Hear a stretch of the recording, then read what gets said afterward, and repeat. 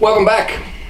Today we're going to do a tying tips. I've been having a lot of folks reach out to me for the Marabou brushes. You guys had seen me use these a decent amount on the October. The landing strip, I think I used one on maybe the Brazilian. I can't remember which video it was, but I used that on. These Marabou brushes save just an absolute insane amount of time when it comes to actually tying. There's a little bit of a time investment in actually building these things, but the great thing about it is it's all material that would otherwise be thrown away, and I'll explain a little bit of that later. This is the product that you wind up with. All of these right here, like I said, there's a little bit of a time investment in building these things, but it saves a pile of time later on down the road. So as I'm sorting through, as I'm going through and tying flies and, you know, production setting mainly, I sort through all of this stuff when I'm doing my prep work. I peel everything off, I set it aside. All of the unusable stuff in these Marabou packs, I put in this gallon bag, and then once I fill it up, I just go through and build the brushes, and that's the product right there. So I want to explain a little bit about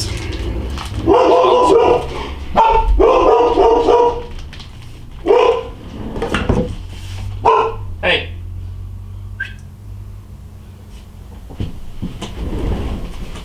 Someone was riding a bike next to her house. Unacceptable. So I wanted to explain a little bit about these. You guys watched any of the tires out there that are doing these videos or whatever it may be. The majority of folks, when they're sorting through this, they go through, and this is for tails especially, you're finding this absolute best portion, and it winds up being the tip right here. You take this tip, that's the section that you're going to use for your tail, and then I used to just strip all that stuff off and throw it in the trash. The thing with that is all of this stuff right here is perfect material if you were going to do a spay or a palmered Marabou wrap. The problem with that is this is so thick, this stem is so thick, if you try and spin that around the hook, it's just going to fray and bust on you, and it's going to wind up just ruining a fly basically. So all that stuff I saw as usable material. For the longest time I fought the dubbing brush thing. I didn't like the time that I had to take to build them, and I really didn't see a use for them until I came across this. This has changed Marabou for me as far as palmering. I don't palmer Marabou at all anymore. Strictly a brush. It makes it so much cleaner, so much easier to work with. And like I said, time-wise, it just cuts a ton down. So I'm going to bring this up and show you guys how I build these Marabou brushes. Another thing that I wanted to touch on before I get to this, I just touched on the good usable material. As anybody knows who has sorted through a pack of Marabou before, you come across stuff like this. The tip's all busted up. There's just uneven feathers everywhere. It's unusable. What I used to do, right to the trash when I was sorting through them. But you look at it, the entirety of it, minus that right there, is all good usable material, and this makes a phenomenal brush right here. It really does. Some of these feathers are better than others at making brushes. If you look at this, see how it's nice and webby.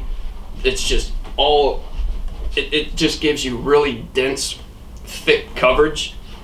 Some of this other stuff where it's real straight and real slender, it still makes a good brush, but when I'm building them, I'll put those in. The majority of it I want to be this really thick webby stuff.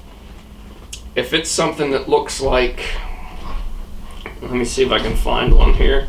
That's a pretty good one right there, actually. It just fell right in my hand. See how they're longer fibers, they're not as webby, there's not as much coverage throughout the entirety of that feather.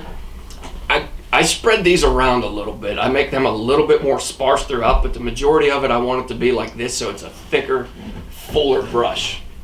So now what I'll do is bring this around and I'll set this up and show you what we do for these brushes. To start off on this, I got some rainbow riffle material there. The only thing I take is just regular dubbing brush wire. This is a medium, and I'm gonna peel this out. Find my junk scissors here. I'm gonna get a section of this, and I'm just gonna tie this off right on my loop. You can see the dog's got to that one a little bit. I get into a little bit of everything. That's all right. Anyhow,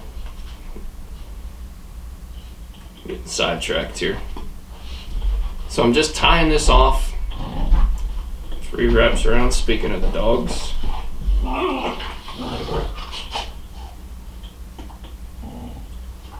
They're gonna make quite a few appearances in this video, I can see.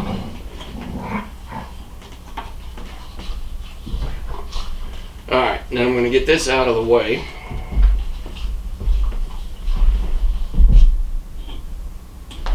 Go ahead and trim that. And then I just want to bring this table up. Throw my peg in there. Make sure that I don't have it caught. There we go. That peg's sitting in there, and then I just flatten this wire out. I had a few other ideas, designs on this thing to where I tried to put a piece behind this to keep my Marabou flush along this wire right here. It didn't work out that great. What I should probably do is have like a Teflon piece on this top. That way the static and everything doesn't shift everything around, but I haven't gotten around to it just yet. But anyhow, like I was saying, so here's this feather that I'm going to use right here. All of this is usable. I'm going to strip this bottom section off. There's a little bit of white where the dye didn't quite get to it. And then go back to my good scissors. I'm just going to take this and strip this off. Take and cut this. You two, calm down over there. And I'm just laying this right along my wire, right there. And all I'm going to do is just repeat this the whole way through. I'm going to just take this the whole way up to where I have full coverage throughout this brush. Now the problem with this is, well, probably good for you guys, but I'm not going to be able to talk through the entirety of this, so I'm going to save you a lot of time, and I'm just going to flash or cut forward to the very end, because if I'm sitting here talking with this Marabou laying there, the Marabou flies all over the place and I'm never going to have a brush. So lucky for you guys, we'll just cut right to it. Alright, so there you can see that I have the full coverage throughout the entirety of this brush. The last thing that I want to do, I have my wire doubled over and I'm ready to spin this one. The last thing that I want to do is, now that I have this wire drawn tight, is just move these tips to about 1/4 of an inch away, or to where there's just 1/4 of an inch sitting past that wire. And bring my drill around. Should have done that beforehand. Get my scissors out of the way there. bring this drill around, and I'm just going to make a few turns right here. Just work that back and forth, and then I'm going to go ahead and trim off that excess. Now I'm going to keep these pretty loose. I'm going to keep my table up here, and as I'm spinning this, I'm just working this through, moving any material that goes past that roughly 1/4 inch mark. I'm moving that material back toward me a little bit. Once I get about to my 3/4 point, I'm going to release the table and let this fly open.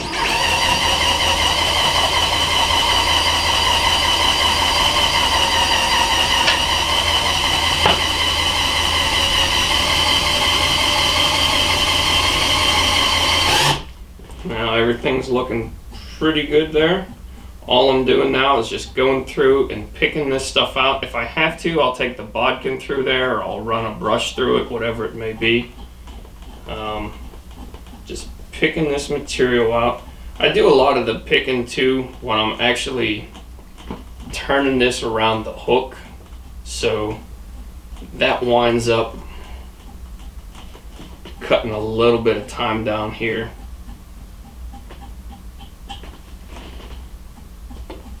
Now you can see we have this all nice and fluffed out. Got a pretty good looking brush right there.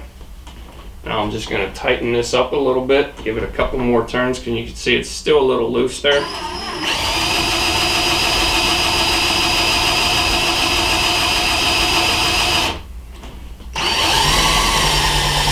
And give that a couple more turns.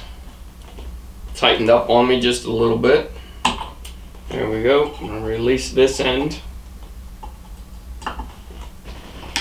And there we have a nice clean Marabou brush. Alright, I'm going to get that out of the way so I'm not talking over it anymore. But anyhow, I cut through this center section. Like I said, I wasn't able to talk a little bit, but it does take a little bit of time taking all of these, selecting the material that you want to use, putting it on the wire and everything. It does take a little bit of time. I would say all told it probably took me 5 minutes to get the length of that wire filled with excess Marabou. I've been working on a few ideas of things that I have as far as to where I can just set this in a jig, cut it, and then it'll stack itself. None of them have quite worked yet.